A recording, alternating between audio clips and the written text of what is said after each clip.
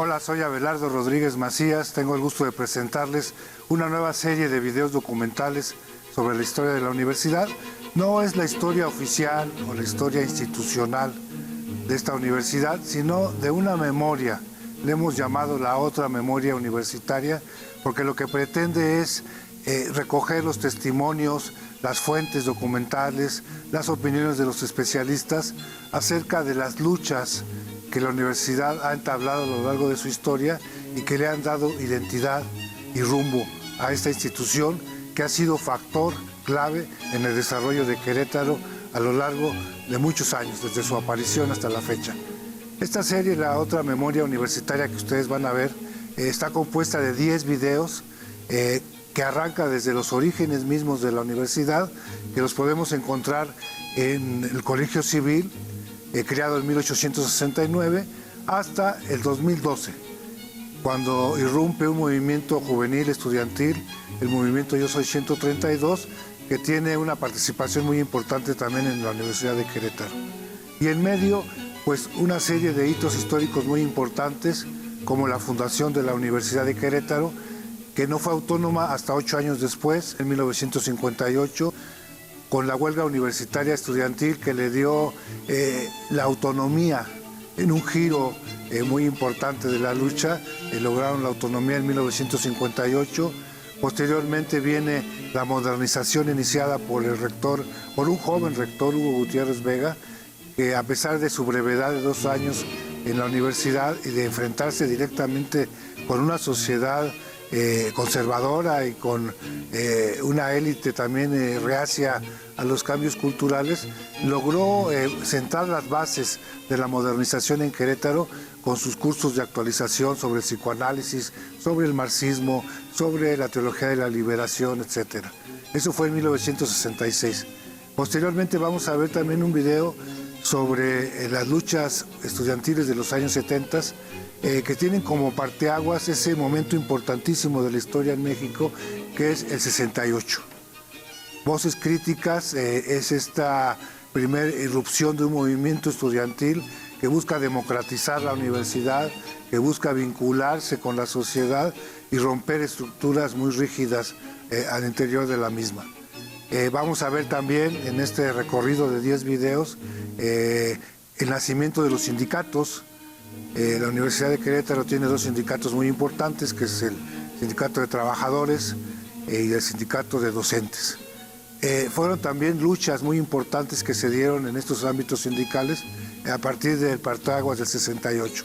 La Universidad Nacional Autónoma de México había iniciado ya la creación de un sindicato, estaba como rector Pablo González Casanova, y eso repercutió en todas las universidades. Esto pasó en 1974 aproximadamente, y seguimos narrando esta historia con un movimiento estudiantil de los 80 muy importante, que se inició en la Normal del Estado por mejorar la educación, por tener mejores maestros, mejores instalaciones, y que fueron duramente reprimidos por el gobernador Rafael Camacho Guzmán en 1981. De ahí vamos a saltar a otro momento importante de la historia política y social de la Universidad Autónoma de Querétaro, que es la irrupción del neoliberalismo. El conflicto con el entonces gobernador Ignacio Loyola Vera, en donde sus simpatías y su fe en la educación no estaba precisamente en la educación pública, sino en la educación privada. Y entra en un conflicto muy fuerte con esta Universidad Autónoma de Querétaro, que obliga a la entonces rectora Dolores Cabrera a salir a las calles en una manifestación en defensa de la educación superior pública. Eso en 2002. Y vamos a concluir con el movimiento 132, pero antes con el zapatismo en Querétaro, principalmente en la Universidad Autónoma de Querétaro, que es los universitarios fueron y han sido hasta la fecha el soporte de este movimiento, que de alguna manera abrió muchas causas y muchos cauces democráticos en la lucha por la justicia, la reivindicación de los pueblos indígenas y de plantear que otro mundo es posible. Eso también tuvo sede en esta universidad. Entonces, a lo largo de esta serie de 10 videos, vamos a poder constatar esta crónica de las luchas que le han dado identidad y rumbo a la Universidad Autónoma de Querétaro, la otra memoria universitaria.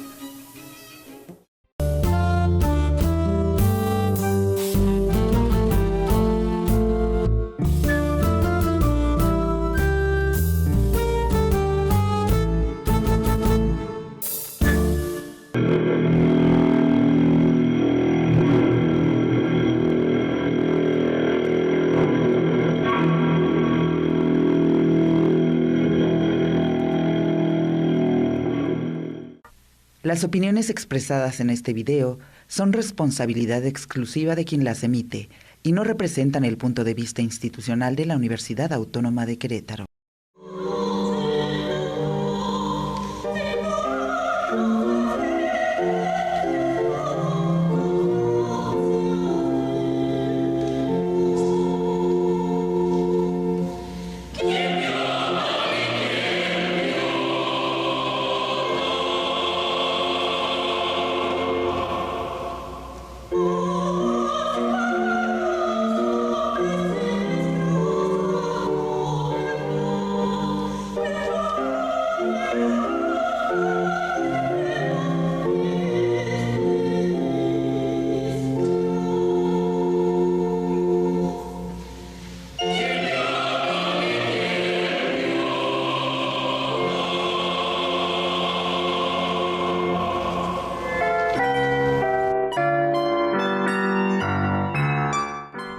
En julio de 1857, entre los ires y venires de la guerra civil entre conservadores y liberales, el gobernador juarista José María Arteaga mandó recoger todos los libros de los conventos queretanos para crear una biblioteca pública en el Colegio de San Ignacio, la cual llegó a tener más de 4,000 volúmenes. Pero en noviembre de ese mismo año, ya bajo el dominio conservador del general Tomás Mejía, la biblioteca fue desbaratada y los libros reintegrados a los conventos. Sin embargo, para diciembre de 1860 regresó al gobierno el general Arteaga, quien dio un paso fundamental en la educación queretana al nombrar al licenciado Próspero C. Vega como rector del colegio, quien daría forma a lo que después sería el Colegio Civil. Vega sumó al proyecto a otros 2 insignes educadores queretanos, como Nicolás Campa y Andrés Valvanera. Este último fundaría años después la Escuela Normal del Estado.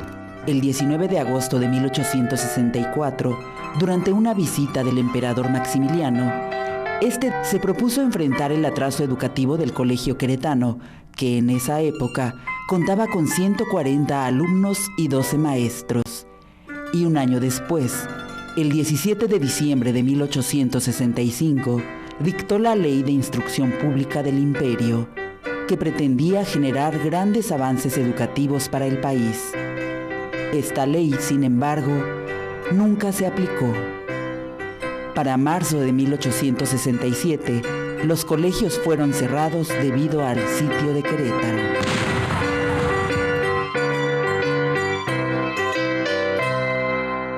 Después de recuperarse en parte de la desgastante guerra, Querétaro pudo reabrir los colegios, ahora bajo el gobierno liberal de Julio M. Cervantes, quien volvió a llamar a Próspero C. Vega como rector. Próspero C. Vega elaboró un nuevo plan de estudios, el cual fue aprobado por el Congreso del Estado el 12 de noviembre de 1868, como parte de la ley que dio por terminada la existencia de los colegios de San Ignacio y de San Francisco Javier, para fusionarlos en uno solo, el Colegio Civil de Querétaro, el cual inició su vida el día 15 de enero de 1869.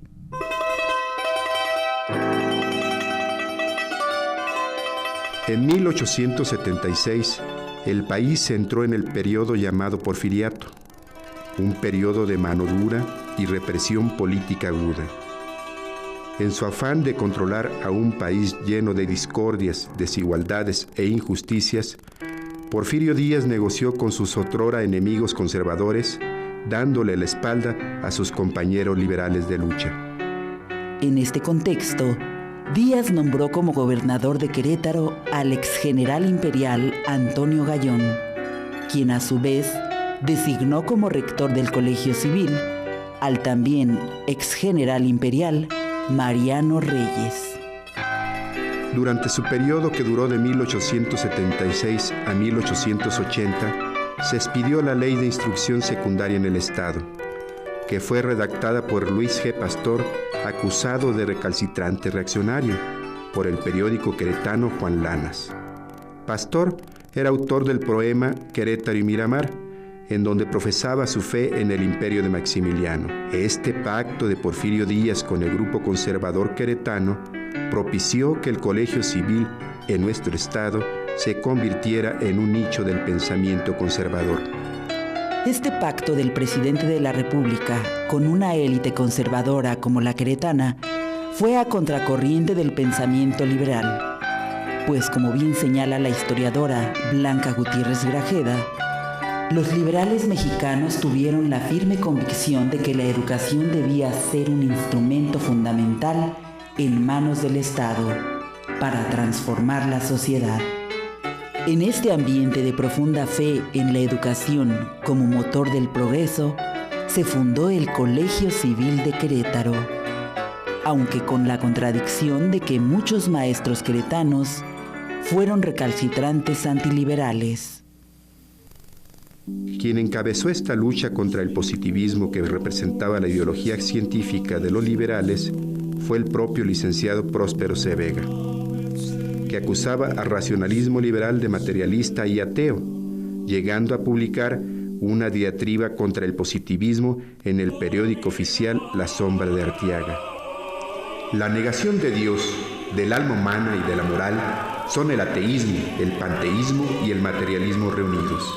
Conceptario inmediato de tan perniciosa doctrina es que los hombres antepongan el dinero a todo, es decir, al honor, a la virtud y al deber. Esta polémica llegó al ámbito nacional. El periódico liberal El Globo acusó a esta educación conservadora del Colegio Civil queretano como propia de la época de nuestros abuelos, inadecuada en el siglo XIX.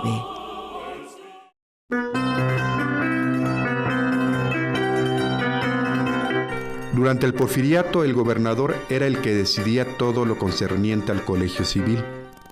Desde el nombramiento del rector, los docentes y los trabajadores, hasta los planes de estudio y los libros que se estudiarían.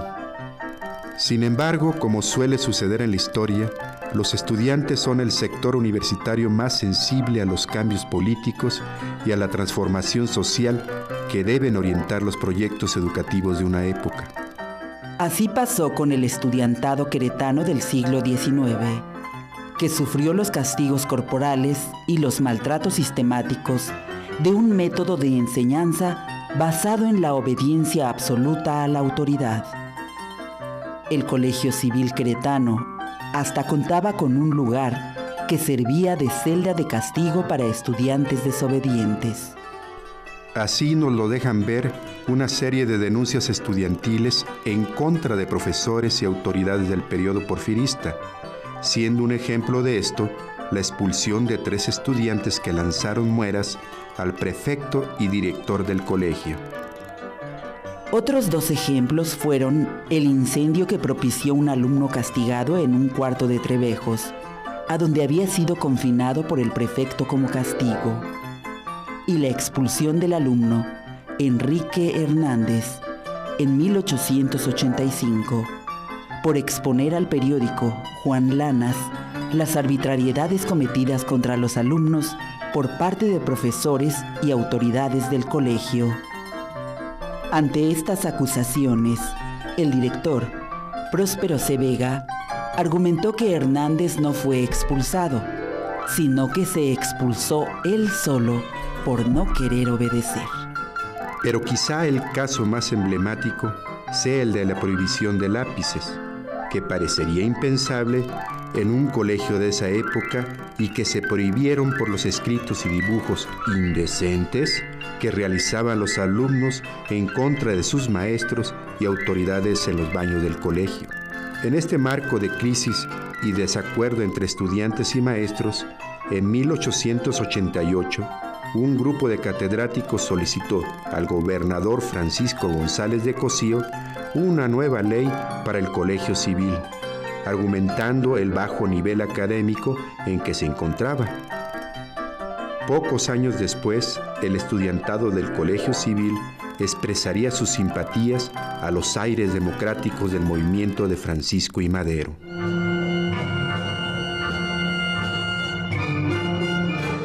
Al triunfar la revolución maderista, se convocaron elecciones en todo el país. En Querétaro, la élite local, porfirista a ultranza, por medio de la candidatura de Carlos M. Loyola, se aprestó a dar una solución de continuidad al régimen que no terminaba de caer. En otras palabras, apostó a continuar con un porfirismo sin Porfirio Díaz. Sin embargo, tuvieron una férrea oposición de los maderistas, organizados en torno a la candidatura de Alfonso M. Beraza. La élite queretana operó un fraude electoral para conservar el poder político en el Estado. Esto desató una lucha contra la imposición de Carlos M. Loyola como gobernador, participando en ella los estudiantes del Colegio Civil. El 10 de agosto de 1911, los estudiantes del Colegio Civil se declararon en huelga exigiendo al gobierno la destitución de su director, Salvador Álvarez. La peculiaridad de esta huelga estudiantil es que los estudiantes dieron y recibieron sus clases al aire libre, en la Alameda Queretana. Poco después, en 1914, los maestros del Colegio Civil, José Isla y José Antonio Septién, renunciaron a sus cátedras en protesta por el golpe de Estado de Victoriano Huerta.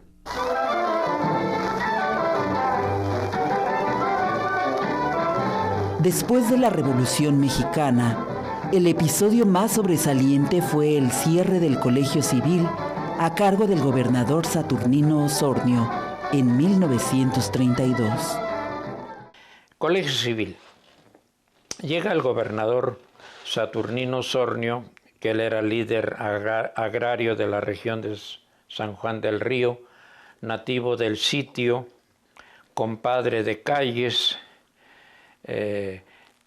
coronel anticristero en la pugna que se dio del 26 al 29 y que revolvió notablemente las relaciones sociales, religiosas, económicas y políticas. Es como la mayoría impuesto por el maximato de don Plutarco Elías Calles. Él continuó en Querétaro la persecución y Querétaro proporcionó mucho contingente para el movimiento cristero y en venganza no oficialmente declarada, pero a Querétaro y a algunas poblaciones del estado recibieron el castigo de no incluirlas en el desarrollo del país. Osornio es quizá el gobernador más vituperado y menos comprendido por la élite queretana. Hijo de peones de hacienda, su postura fue a favor del campesinado pobre queretano.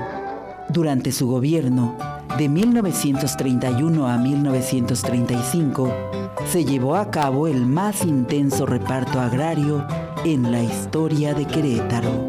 Con la promulgación de la Ley Agraria para el Estado en 1931, se obligó a todas las escuelas a incorporar la instrucción agrícola desde la primaria hasta la preparatoria. Cuando los alumnos del Colegio Civil se negaron a tomar esta instrucción, el gobernador cerró la institución de manera inmediata. En el trasfondo del conflicto, hubo un profundo desacuerdo ideológico y político de la élite queretana con un político ajeno a sus intereses y a las familias en el poder. Fue tanta la polarización entre esta élite y Osornio que nunca se abrió un canal de negociación que permitiera salvaguardar a la única opción de educación superior que tenía el Estado. El Colegio Civil estuvo cerrado 4 años, hasta su reapertura en 1936.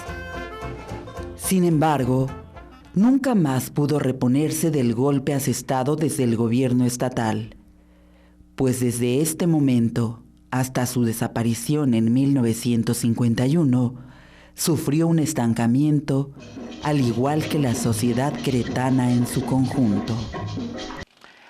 Viene el reparto agrario y las grandes haciendas prácticamente fueron aniquiladas. Se repartió, es verdad, la tierra, pero no se dio ni enseñanza, ni subsidios para siembra, ni equipamiento para labrarla, ni insumos para fertilizarla. Repartieron los bordos y vino el desastre económico agrícola. En ese tiempo Querétaro y todo el centro del país dependíamos de la agricultura en un 80% aproximadamente. La ciudad de Querétaro sobrevivía del comercio. 3, 4 empresas comerciales eran las que predominaban entonces. En el ramo del abarrote, representaciones de monopolios, el azúcar, por ejemplo, el maíz, el trigo. Había un conjunto de españoles que monopolizaban la semilla, compraban al tiempo el grano, todavía en rama, mediante préstamos al agricultor, fuera rico que mediano o pobretón, atesoraban las semillas 3 o 4 meses y después las sacaban al mercado duplicando su precio. Ese era el Querétaro del Colegio Civil. De acuerdo con la historiadora Marta Eugenia García Ugarte, de 1939 a 1950, Querétaro sufrió una gran pobreza económica. Durante estos años no se sabía qué hacer. Ni los políticos, ni los hacendados, ni los empresarios atinaron a darle una salida a la inmovilidad. Solo con el gran proyecto nacional de la industrialización, la élite queretana pudo asirse a un impulso que la sacaría del marasmo. Después de que impuso el señor Saturnino Osornio la ley agrícola, y que al no acatarla los profesores y los alumnos cerró el Colegio Civil, lo convirtió en normal. Parece, según recuerdo, que uno de los directores de esa normal fue don Agustín Romero López, que fue después también director del Colegio Benjamín N. Velasco. Tiene referencia a esto porque cuando la prepa cuando el Colegio Civil se convierte en universidad, eran en ese momento los 2 institutos que tenían adolescentes, que entrábamos en competencias deportivas. En ese tiempo se hacía mucho deporte. También había todavía patriotismo, lo cual ahora no existe, ni en nuestra juventud, ni en nuestras personas de mediana edad. La guerra había movilizado el sentimiento patriótico. Se realizaban desfiles militares, siendo los actores, además del ejército, los colegios como Colegio Civil, con su pentatlón, y la escuela militarizada del Instituto Benjamín N. Velasco. Participaba también el queretano posteriormente, pues el Colegio Civil tenía su secundaria. No éramos más de 250. ¿De qué año estamos hablando? De los años 49-50. En este marco de estancamiento económico, se fortalecieron las tendencias más conservadoras de la sociedad. Siendo buen ejemplo de esto, el resurgimiento de la filosofía tomista en las aulas del Colegio Civil Queretano, en un imposible retorno al pasado, al mismo tiempo que en la Universidad Nacional, el debate entre Antonio Caso y Vicente Lombardo Toledano ponía las bases de la educación moderna, libre y crítica, de cara al futuro de la universidad y la nación. El segundo patio, que ahora mal llaman Patio de los Naranjos, porque están en macetones, o los pusieron inicialmente en macetones, era un patio que tenía sus prados y una fuente en medio, en cierto, hasta hundida, a nivel de piso, hundida. Era el jardín botánico que cultivaba con mucho amor y maestría el ingeniero Luis M. Vega, varias veces director del Colegio Civil. Las carreras que había, secundaria, preparatoria. Algunos comenzaban a estudiar Derecho. Se titulaba 1 o 2 por año. Cuando empieza el ruido de que se iba a abrir la universidad y todo, empezaron a regresar jóvenes que habían abandonado sus estudios desde el Colegio Civil. Muy pocas, yo tuve de compañeras a 3 o 4. Soy la química, Beatriz Sánchez Ibarra, química. Hubo otra, María Frías Godoy, Clara Machuca. Había otra que era así como los cometas, venía, asistía a clase, ¿no? Se llamaba Lisbeth del Carpizo Méndez, muy adelantada en aquel momento entre adolescentes. Ella era un poquito mayor que nosotros. Vestía, pues, elegante, vamos a decir, muy diferente de las conservadoras queretanas de aquella época. Había un prefecto de disciplina que conservaba el orden, era don Eliseo Aguilar, que había sido luchador de ring y toda la cosa, profesor de educación física. Cuando había una diferencia emotiva entre los compañeros, tomaba a los dos, era un señor muy fuerte, y al lado de nosotros, pues éramos chamacos, y nos llevaba al gimnasio. O sea, tenía uno que poner los guantes y con todas las reglas del box, darse una calentadita allí, y él servía de árbitro.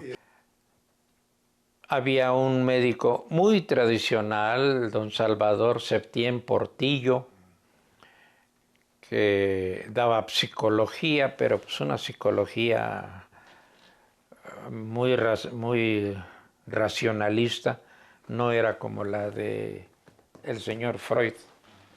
Pese a todos estos factores, el Colegio Civil siguió siendo un espacio importante en la vida social y política del Estado, pues de sus aulas salieron algunos de los artífices del salto hacia la industrialización queretana. Con más de 80 años de historia a cuestas, el Colegio Civil cerró su ciclo para convertirse en la Universidad de Querétaro en 1951.